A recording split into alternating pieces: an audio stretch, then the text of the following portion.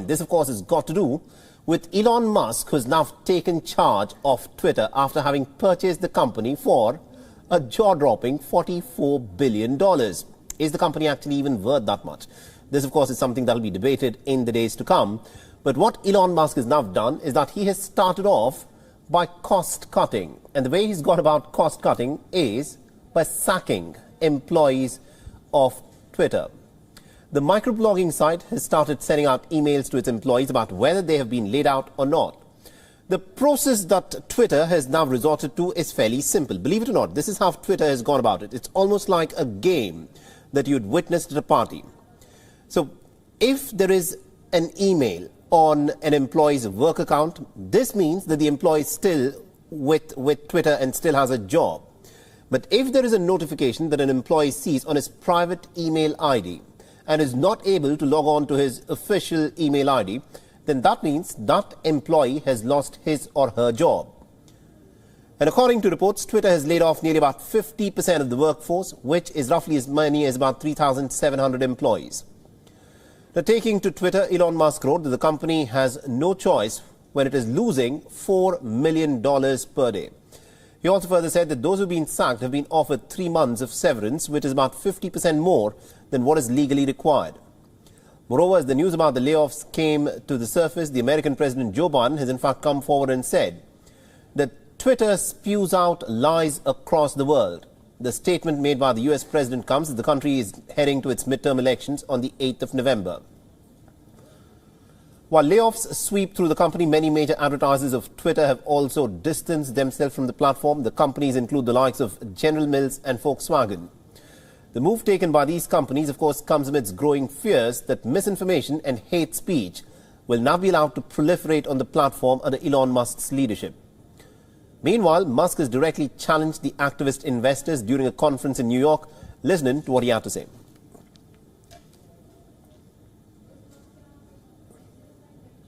Activist groups have been successful in causing a massive drop in Twitter advertising revenue, and we've done our absolute best to appease them, and nothing is working. So this is a major concern, and I think this is frankly an attack on the First Amendment.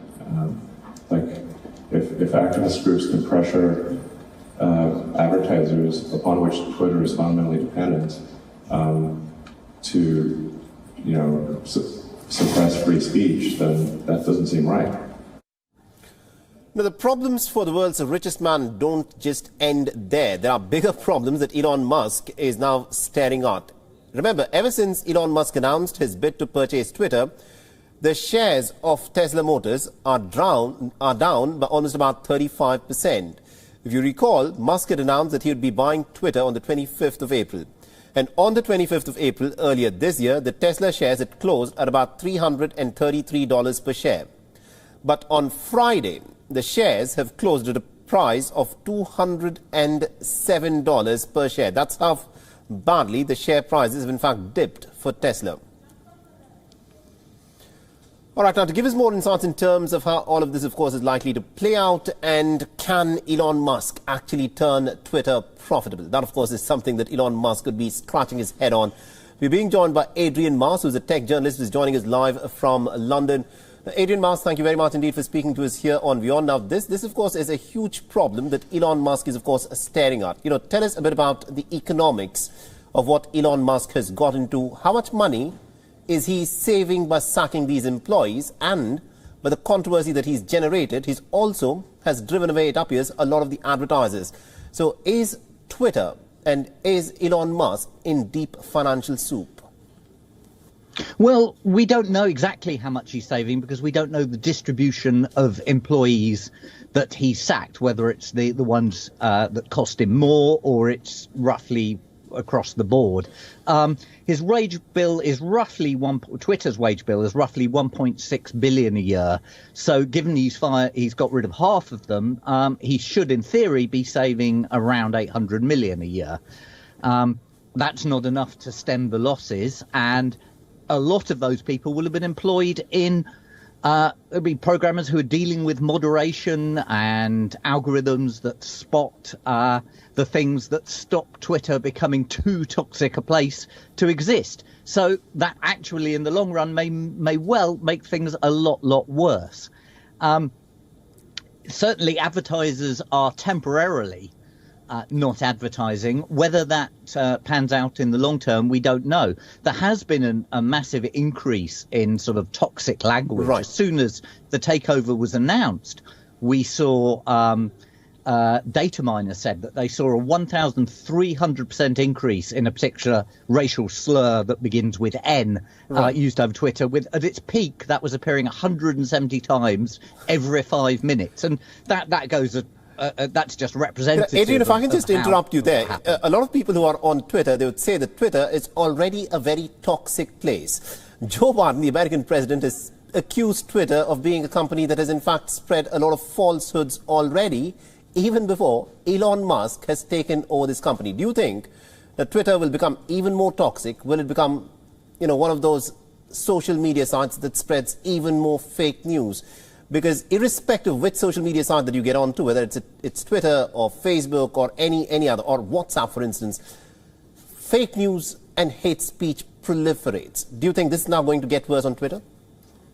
Well, if we take Elon Musk at his word and those sackings have that effect, then yes.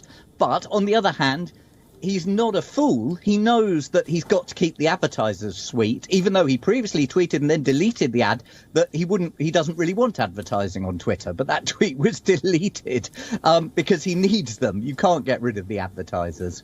So the indications are that it will get worse. But the advertisers are all holding back for a week or maybe a little bit more. If it gets worse, they'll stay off the platform because they don't want their adverts in a toxic environment. It doesn't do their brand any good at all. So there's that pressure. There's also the pressure of heavily moderating. Mm-hmm. So Musk has said that he wants to set up a council, which is the same thing that Facebook did, owned by Meta. Right. And that hasn't had a huge effect on how he runs it, but it would insulate him to some extent from the major moderation decisions. Absolutely, indeed. I'll have to interrupt you, Adrian, because we are completely out of time. Thank you very much indeed for joining us and getting us all those insights from London there. This, of course, is a topic that we will continue to talk about and debate in the days to come. Is Twitter likely to get better, or will it get toxic in the days to come? And can Elon Musk turn this company profitable and make a buck on the $44 billion that he has invested in this company? That, of course, is something that remains to be seen. WION is now available in your country. Download the app now and get all the news on the move.